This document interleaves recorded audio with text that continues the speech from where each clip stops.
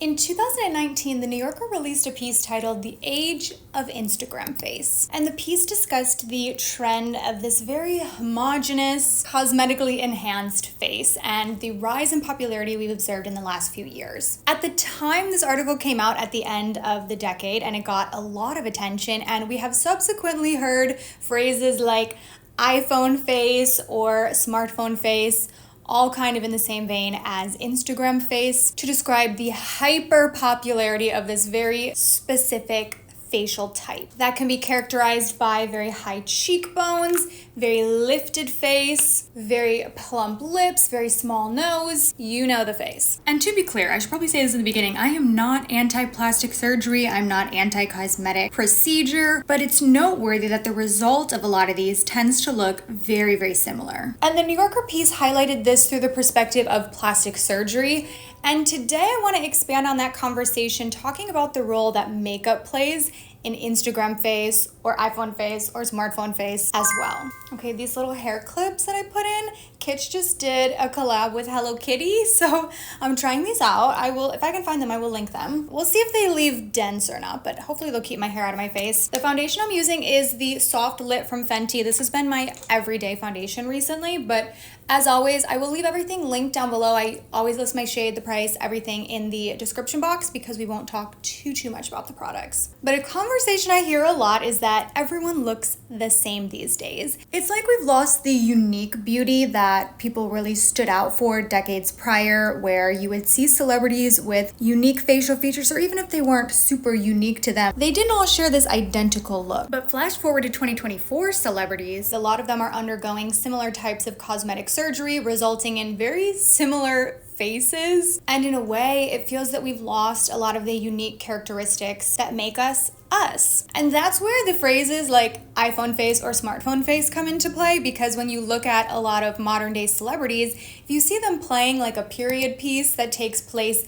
decades or centuries ago, when they've had cosmetic procedures done, they don't necessarily fit into that timepiece as well. Like that's where the expression comes from, because it's like, oh, that face has seen an iPhone, or like that's a face that knows what a smartphone is. And obviously a lot of people are achieving this specific look through cosmetic procedures like filler, plastic surgery, even Botox a little bit. And I see the cosmetic surgery element discussed the most, but I also think makeup plays a really strategic role in this as well, aside from also like online filters and other factors. But for makeup musings, I want to talk about the role that makeup plays, because this feels pretty adjacent to some other conversations we've had on my channel recently relating to alternative makeup placements. Now, a lot of times if you watch a makeup tutorial online, it's typically presented in a one-size-fits-all format. Like, here's where you should put your concealer, here's where you should put this, here's where you should put that. And it rarely assesses the individual face and what is going to be most cohesive to our own individual features. No. It's generally just a very one-size-fits-all format. And don't get me wrong, that works, but I do think that plays into the role of a lot of us all looking the same, because we're using all the same makeup techniques instead of adjusting to our own faces. So in today's video, while I'm doing my makeup, I actually want to do it in a way that I don't typically do it, and in a way that is wrong. I'm gonna put air quotes around this for wrong, but we're gonna put these products in an untraditional placement that really deviates from some of these popular techniques that we've seen recently. I've spoken a little bit about the current trend of boyfriend blush, but if you're not familiar with boyfriend blush, it's just a new blush placement and it's much lower on the face.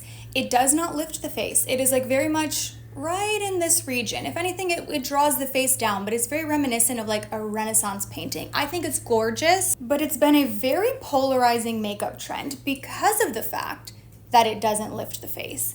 And I think that's an interesting distinction to make there. We've been so conditioned to believe that to look good, some element of lifting has to happen in the makeup, and that there's a very negative connotation with any makeup look that would drag the face down, when in reality, like, these are both very neutral. Like, whether you're lifting or whether you're bringing it down, it doesn't have to be good or bad, but we've designated these terms as positive or negative things when in reality, like, they're really not. And if anything, it's probably rooted a bit in ageism, because as we get older, naturally gravity brings our face down, so it generally looks less youthful when the makeup kind of accentuates that. But boyfriend blush has been very polarizing, and I talked about it pretty extensively in my tier list trends video that I can leave linked down below. That was such a fun video. I ranked all these different beauty trends we've been seeing recently, and I really like boyfriend blush. So we're gonna do it today. I don't know that I love it on myself, but for the right person, I think it's such a fun placement. I actually really love boyfriend blush on a very round face because I think it emphasizes the roundness and the fullness in such a beautiful way.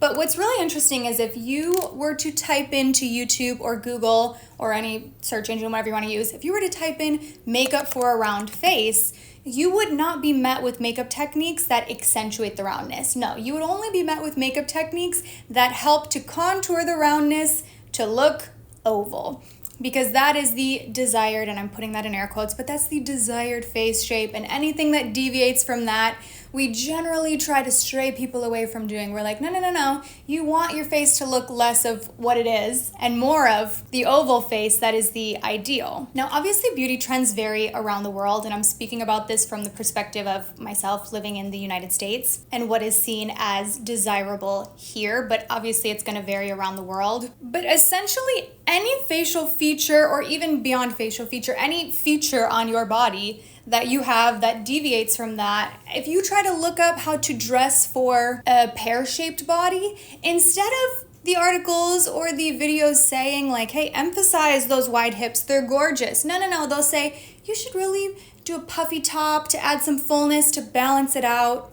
When in reality, like, the pear body shape is gorgeous. It's just as gorgeous as an hourglass or an apple or any other figure. And I will say, I have noticed a slow but sure rise in more personal beauty trends. We've been seeing the popularity of figuring out your season to try to determine what colors are going to be best suited to you, whether that's in makeup or in clothing. We're also hearing more discussion about visual weight and differentiating how much makeup your face would likely carry or not carry as well. And I do like that overall direction, but I feel like we're definitely getting there slowly. Okay, we're gonna do the boyfriend blush trend again. I've tried this a few times. I don't know if I've fully nailed it down yet, but we're gonna try. So the blush I'm using is She's Blushing from Patrick Ta. I chose this because I think it mimics a natural flush really well, which is what this technique is trying to emulate. So it's gonna go much lower on the face than normal.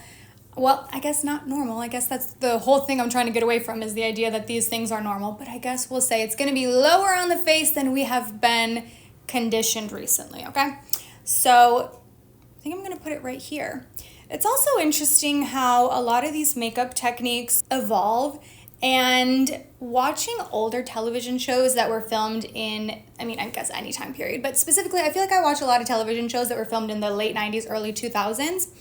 And it's almost jarring to see the blush placement. Like when you look at photos of Carrie Bradshaw on Sex and the City, her blush seems to be so low on the face, but it's only appearing super low because it is in complete contrast to where people are mostly placing their blush in 2024. But I think that speaks to the current modern day emphasis on lifting the face at all costs. Like all makeup techniques these days, anything that's popular for the most part, falls back on that same premise of like whatever's gonna lift the face is what looks best. And I think the popularity of the soap brow illustrates this perfectly because it is lifting the face so much, but kind of at the expense of the eyebrows potentially looking a little bit weird. I guess that's debatable. I know not everyone likes it, but I think it rose in popularity so quickly because it significantly lifts up that entire region of the face compared to any other brow application. See, I kind of like boyfriend blush. It kind of looks cute to have my blush a little bit lower. Is my face lifted? No. But does it look nice and natural? Yes, especially the shade. It's like such a pretty flush. It just, oh my gosh, I think it looks so good. And I will say sometimes, this is another thing, like not all makeup techniques look good on everyone. When I try to put my blush way up here, I do not have very defined cheekbones, and I think it looks bizarre. I mean, sometimes I can make it work. I guess it depends on the product, but generally a really high blush on my face shape with my bone structure is not carried well. And that's why I'm having fun with boyfriend blush or other placements, even like sunburnt blush. You know, I love sunburnt blush. And I know some people have found these trends to be a little bit silly, which I suppose I get, but I also think they're encouraging people to play around with different placement, different techniques. And I think it's fun to try these things out. Like worst case scenario, you'll never do it again, but maybe you'll find a technique that works better for you. Just gonna take a little bit of the sponge that has some remaining foundation on it and just kind of tap around here to clean up the edges a tiny bit before we go in with some powder. But even looking back on a lot of celebrity faces from decades prior, there are a lot more unique features that these days we would almost view as a bad thing or something that needs to be corrected or fixed. A place I see this a lot as well is in eyebrows. Eyebrow trends evolve pretty rapidly. Like, you can define a decade by the eyebrows. Like, you could see a photo of someone and probably know when it was taken based on the eyebrows. But I think about someone like Marilyn Monroe. Her eyebrows are very arched with a pretty strong point at the top, but it has a pretty significant downward slope, which completely contrasts current eyebrow trends. Like, do you remember a couple years ago, people were shaving off? And I did this too. I'll call myself out. I tried this and I actually did like it, but people are shaving off the outside of their eyebrow to draw it on higher. People are getting eyebrow lifts in an attempt to lift the face. And when you look at these photos of Marilyn Monroe, the eyebrow does bring the face down. Like, the eyebrow is doing that. But I think she's a great example that that can still be a really beautiful look, which I guess means right now I'm gonna draw my eyebrows a little more, like, less lifted than normal, okay? Normally I feel like I still have some eyebrow hairs out here, and I know the rule is supposed to be like, oh, you know, you do this and that's where the brow ends. Typically I don't know, I don't fill in the outer corner too much, but I think today, for the sake of switching it up, I'm gonna draw the tail of the brow and actually follow my natural brow that does slope down a little bit. I also hope this video encourages you to try something a little bit different just for fun. Even if you don't wear it out of your house, just try it. Something that deviates from the popular makeup styles of the moment. I also always say with eyebrows, a brow shape that is most reminiscent of your natural brow tends to be what is the most flattering for you. But also, as an aside, I have a love-hate relationship with the word flattering. And I think when it comes to cosmetics, I try to be really cautious of the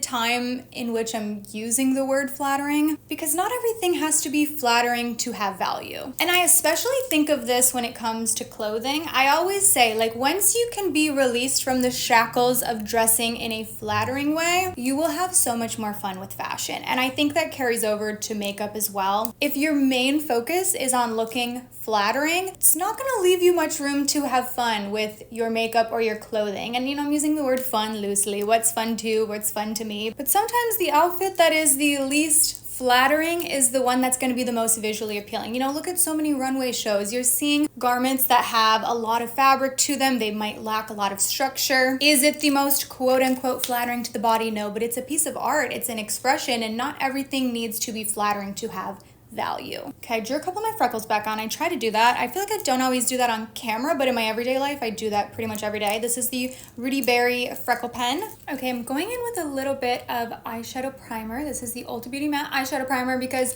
we're gonna do Downturned eyeliner, which is another interesting one. If you were to Google makeup for downturned eyes, everything would be like, here's how to make your downturned eyes look lifted. Or even if you Google like makeup for hooded eyes, it'll be like, here's how to make your hooded eyes not look hooded. When in reality, today we're actually gonna lean into the slight downturn my eyes have. I wouldn't describe my eyes as like super downturned, but they do come down a little bit.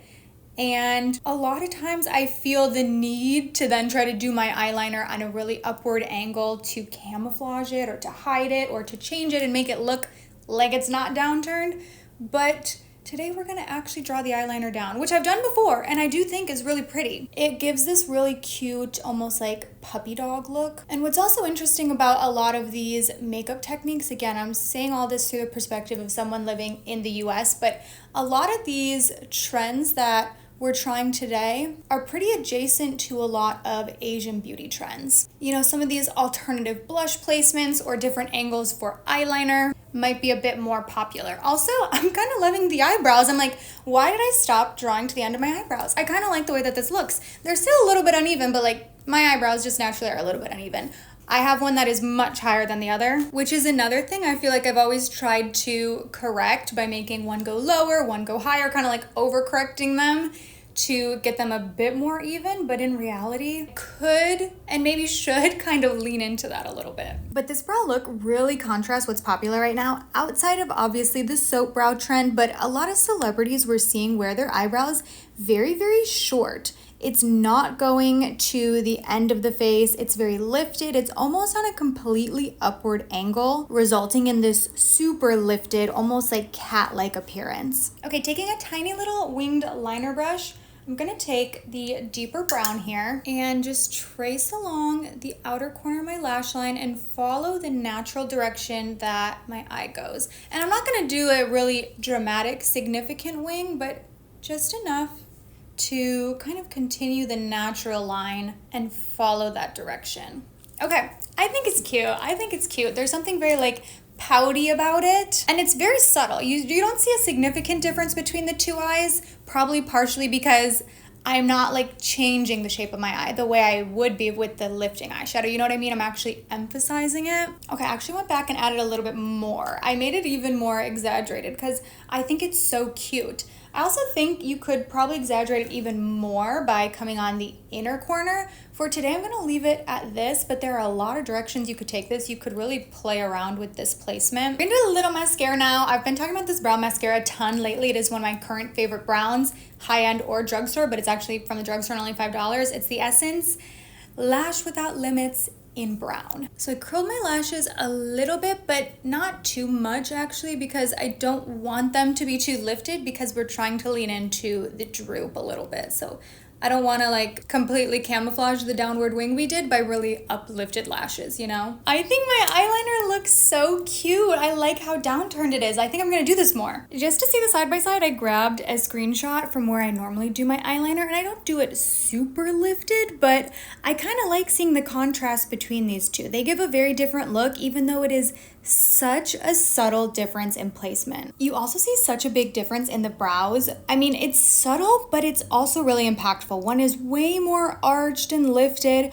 and the other one's a slightly flatter, a bit more rounded and longer, and you can see the difference that it makes on the face overall. Now for lips. Okay. I'm gonna kind of try to wipe off what's on my lips. I have very pointy lips. They're a little bit on the thinner side, and I have a really defined Cupid's bow. And any like modern day lip tutorial generally rounds out that Cupid bow. That is the number one tip I'll hear from people. Like, here's how to make your lips look more rounded or bigger. Just draw over the Cupid's bow. And I think this is another really great example that nothing in makeup can be one size fits all, because depending on your individual lip shape, that is either gonna work beautifully or it is gonna look bizarre. And because my lips are so pointy, like I can feel the point that protrudes out of my lips. Like if I turn to the side and I have overdrawn the Cupid's bow, it looks bizarre. So I have never really been able to do that. And if anything, I really like the pointiness of my lips. So today, make sure I got all this off, we're gonna really lean into that. I'm gonna emphasize the point. Okay, so that was phase one. This is the Persona lip liner in Rosewood. And then I'm gonna continue to fill them in and kind of like blend that out with a slightly lighter lip liner. This is Baddest Beige from e.l.f. The lipstick does not exist anymore, but this is Dune from Becca. This entire makeup look utilized techniques that we would kind of be told are wrong or bad or things that we shouldn't be doing, but surprisingly, it's one of my favorite makeup looks I've done in a while because I feel like I was actually working with my features instead of trying to work against them. My hope is that after watching this video, you will try something a little bit different. Maybe switch it up, deviate from what is popular. There can still be so much beauty in makeup application that drags the face down or makes you look older or makes you look less awake. Like, these are not inherently negative terms, like these are neutral things. We've just been programmed to believe that makeup should result in one homogeneous, uniform final result, when in reality, it's actually a very playful art. You can adapt it to your own face shape, to your own desired outcome, to your mood that day. And to be honest, looking at this makeup, this might be my favorite makeup look I've done in a very long time. And it's so similar to my normal makeup look. It still feels very me, but I think these minor tweaks in placement are actually more conducive to my face. Like, I feel cute. Partially these little bows are probably what's also making me feel cute. Let's see, do we have creases? No, okay. And going back to that article I referenced in the beginning about the age of Instagram face, yes, I think we got here mostly due to cosmetic surgery, online filters, but I think it's really interesting to consider the role that makeup plays in this and the ways that a lot of our modern day makeup trends don't emphasize our individual beauty. They don't play into our individual features. Instead, they're really focused on correcting them to this more ideal form, resulting in a lot of things looking the same. I hope you enjoyed this video. As always, my full makeup musings playlist will be linked. Thank you for watching, and I will go ahead and see you in my next one. Bye!